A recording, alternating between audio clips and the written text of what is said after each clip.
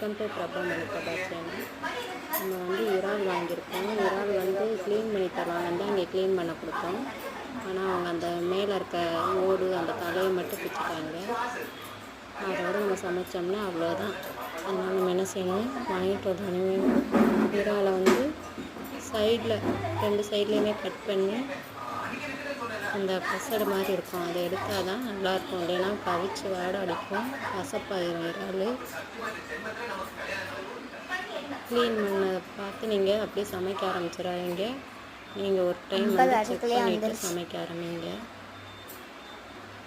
இறால் வாங்கி அதுக்கப்புறம் க்ளீன் பண்ணுறதுக்கு 40 ரூபா கொடுத்து அதை பாருங்களேன், அப்படியே சமைச்சோம்னா வேஸ்ட் ஆயிரும். நம்ம வந்து இந்த 2 சைடுமே இந்த